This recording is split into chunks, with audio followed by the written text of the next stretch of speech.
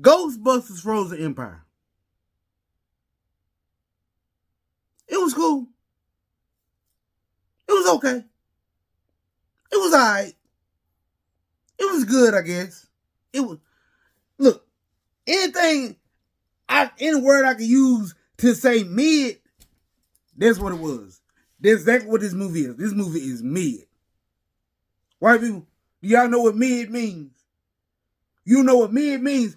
Mid means in the middle. Like, this movie wasn't bad. It wasn't all the way good. Wasn't nowhere near great, but it wasn't quite horrible. It was just okay. It was watchable. Okay, first thing first. Let's get this out the way. To the people who is writing and directing Ghostbusters, what the hell is y'all beef with this lady? Like, are y'all scared to just go ahead and let McKenna Grace be the new face of this franchise? No, because this is the second movie y'all did with her. She is the most interesting character in there. She is giving the best performance in the movie. But yet still you putting all this extra shit in the movie that we don't need instead of just letting the movie be about her and whatever she got going on. Because both times now, she is the main reason to watch this movie. But she ain't the main thing in this movie. In Ghostbusters Afterlife and Ghostbusters Frozen Empire, it's so much unnecessary shit going on. And by unnecessary shit, I mean Finn Werewolf. Now look, I ain't got no beef with Finn Wolfman Jack or none. Like, he cool. I enjoy him on Stranger Things. I like some of the other performances I did, but in both of these movies, he literally has no point to be in it. It's like y'all literally put him in this movie just so y'all can put him on the damn poster and some teenage girls go see it because he in it. Because this motherfucker been in 2 of these damn Ghostbusters movies and ain't done shit yet. At one point in this movie, toward the beginning of the third act, this man popped up on screen and me and my 9-year-old niece were sitting there watching the movie. We stopped and we looked at each other. We was like, where the fuck he been? I completely forgot he was in the movie. But yet and still, every damn trailer I done seen on this movie, they got his face and Bill Murray's face at the forefront of the trailer. And those two people probably got the lead scenes in the movie. Bill Murray is just a glorified cameo in this movie. And to be honest with you, I'm cool with that. That's cool. Like, that's exactly what he should be. But yet and still, like, if you go into the movie to see him, just watch the trailer. Because damn near every line he spoke in the movie is in the trailer. But Finn Wolfenstein is not the only person in this movie that's really unnecessary. Pretty much 80% of this cast is unnecessary. Because this movie got so many people in it for no reason. And each and every last one of them got their own plot point of this movie. Like, yeah, they got scenes together, but really everybody going through their own thing, and the movie ain't long enough to flush out everybody's situation. Like, this movie is overstuffed like a fat dude at Thanksgiving. Like, this movie really would have benefited from being 3 or 4 different movies. Like, this one movie should be broken up into like 3 pieces, and that should have been the rest of the damn movies in the franchise. Because it is a bunch of cool shit in this movie that just doesn't get... Like, honestly, I am willing to watch more Ghostbusters movies because the universe they're building actually looks kind of pretty damn cool. It's just that y'all need to slow your roll and take your time to flesh out the characters and the universe.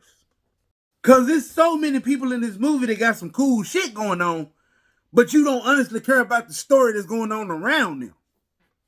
Like, the best parts of the movie was McKenna Grace and Dan Aykroyd. Like, those 2 characters was the best part of the movie. And those 2 characters are, like, honestly, those 2 people could have carried the movie by themselves.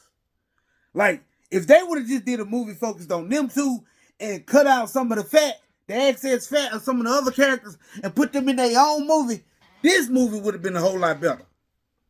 Like, I know, in 2024, it's almost crazy to say this phrase, but honestly, I think this movie would have benefited from being a cinematic universe. Because I'm fascinated by the universe, just not by the movies so far. Because I didn't really care for Ghostbusters Afterlife. Just like this movie, it was cool. Wasn't great. I didn't hate it, but I didn't love it.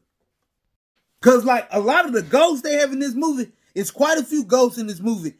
And each and every last ghost in this movie is actually interesting. Like the big bad of this movie, the villain, he was cool, but by the time he actually shows up in the movie is getting ready to go off. And they do such a good job in the beginning of the movie building this character up that like I can't wait to see him. I can't wait to see him cause a lot of destruction that I wish he would have appeared early in the movie and the movie would be chasing him down as opposed to them trying to stop him from showing up and then he shows up anyway. You know, it's not a spoiler, but that's sort of how the plot goes. Because they built him up to be such a badass, but when he finally appears, it's over with. So we don't get to see him be the badass that they said he was. But all in all, I think this movie was good. Like, it starts off really good. Like, the first 2 scenes in this movie are the best parts of the movie. Then by the time the second act rolls around, it gets dull. Like, I'm not going to lie. It was parts of this movie I was actually bored on. But it wasn't a lot of parts and it wasn't a long time. It's just, I did get a little bored at one point in this movie. And then by the time the ending rolls around, like, it's kind of anticlimactic because you spend so much time on stuff we ain't need to spend time on that you didn't get a chance to stick the landing like you should have. But to sum it all up, if you a big time Ghostbusters fan, you might enjoy this movie. If you just like going to the movies like I do, like I like going to the movies and seeing movies, like even if I ain't gonna love the movie, I still enjoy the experience of getting out going to the movies. You know, you can spend $10, $15 in the worst way. It's cool. You can go ahead and see this one. So basically, this movie was mid. Now, that's just my opinion. Now, if you don't like my opinion, I advise you go to the theaters or wait till it come out on streaming and get your own opinion. Hell, they're giving out opinions for free. You can't see the movie for free, but you damn sure can get your opinion for free.